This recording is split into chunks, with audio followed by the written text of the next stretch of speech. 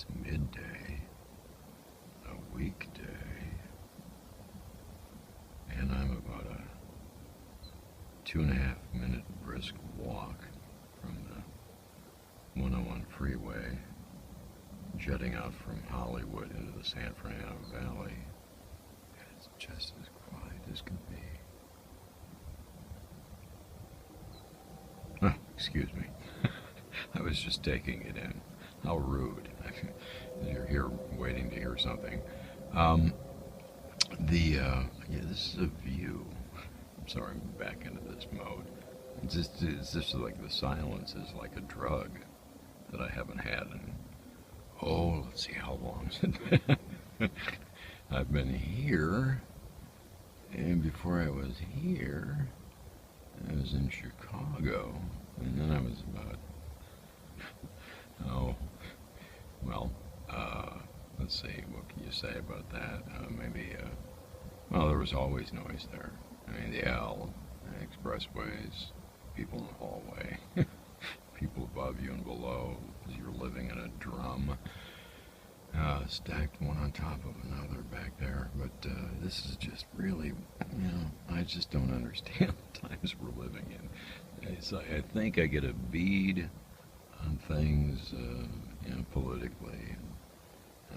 People are moving about globally, and the big struggle we have here between good and evil, between a secular viewpoint, nationalism, being the good people, wanting to hang on to a good thing that the founding fathers crafted, called the Constitution, as opposed to people who have maybe perhaps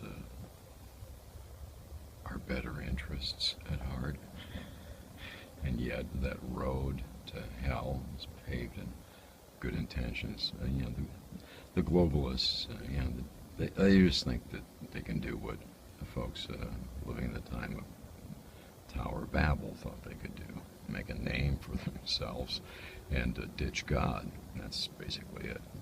They don't really believe that, but the spirit that's driving them does, and he's animating them in such a way and peppering their language with that kind of always sort of hopeful thing. If you just let us guide you beyond the horizon. But I watched the Jetsons when I was a kid and heard all about the glorious future, and heard the guy from Steely Dan. What was that song? FYI. Spandex jackets for everyone. 90 minutes from New York to Paris. A glorious time it'll be. Donald Fagen, I think. I think it was him. It wasn't Becker. So, at any rate, I've looked at this view. I gotta get more focused here.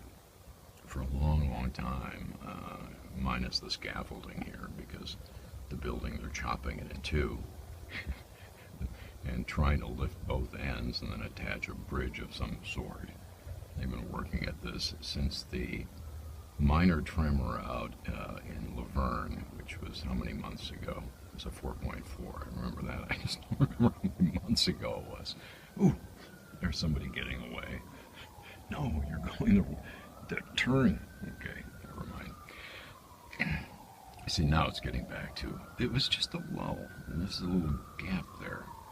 And I was reading this, out here, just kind of, it's a day of recovery. I'm back to trying to lift weights and regain much of what was lost over the last 5 years. I had been mistaken and thought that perhaps that was the finish line or close to it. And I missed by, 5 years now. So now I'm trying to get things back, and I'm just relaxing today. You got to take, whereas decades ago, maybe 24 hours, and now it's more like 48, sometimes more, before I feel like doing the same thing, the same exercise that put me in this position, sitting here on my glutes, reading this guy who's a bunch of short stories, terribly funny, probably the heir to Kurt Vonnegut. Sure sounds like it from what I've read. So. And the sirens are starting, the choppers will stop and start back in again as we get into afternoon. And it's just very. I know a lot of folks are very um, anxious. Yeah, not anxious. That's the wrong word. They're anticipating that the rapture will be before the end of the year, and you know, I've lived too long to think in those terms. To me, he's got me on a shorter leash. For years, he had me in radio, where I was living my life in 20-minute sweeps, just worrying about getting through the commercial break and into the next record. And now it's more like, just, sufficient end of the day is the craziness they're in, and you take it a day at a time. But in terms of listening to people,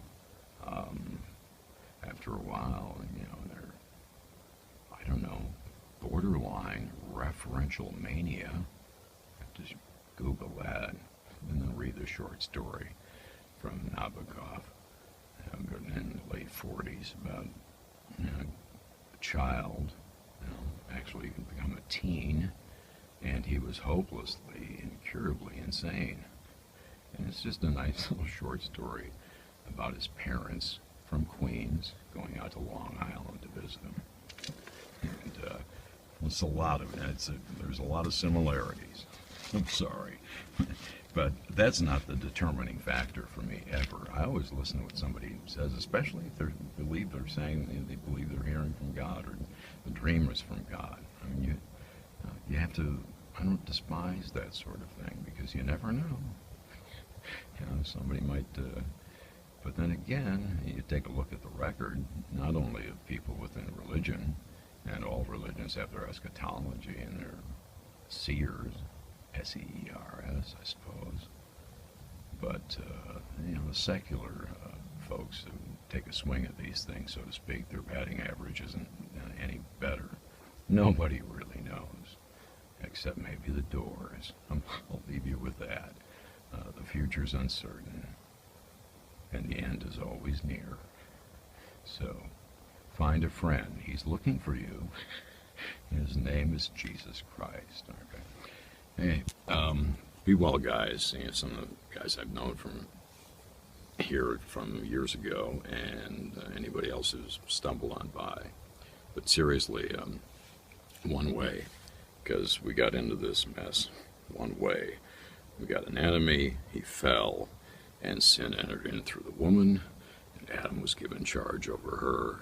So Adam was the head, and we're suffering as a result, but that's been overturned by the Creator who sent his Son. Trust in Christ. See ya. Bye.